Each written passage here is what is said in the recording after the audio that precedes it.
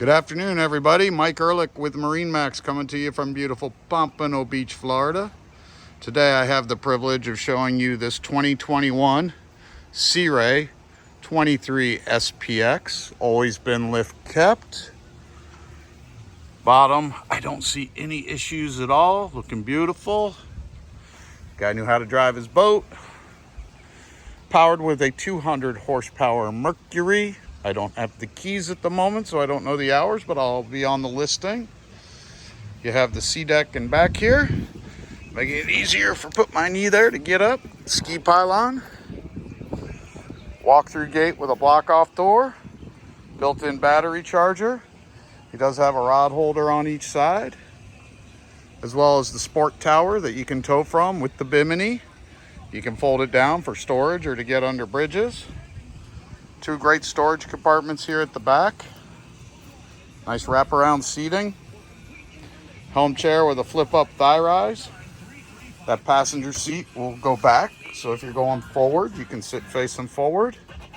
The 23 is the smallest in the Sea Ray lineup that gives you the head.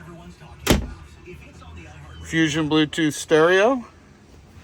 Simrad digital dash with GPS, chart plotter, as well as engine functionality and a fish finder. It's digital throttle and shift with your start-stop button there. This boat has a large ski locker. It has two tables, which I can show you. One mounts there, the other mounts forward. Storage under the seats. Another storage locker forward. No rips, no tears. I don't see anything that soap and water isn't going to fix on this boat. You do have a spot for your anchor up front, which is convenient. You don't have to go under a seat for it. It locks in there. That is a pump out head. There is the waist fitting. You don't have to move it out yourself. And then one of the things I like with this outboard is the massive storage you get. So you pop this, and then that comes up.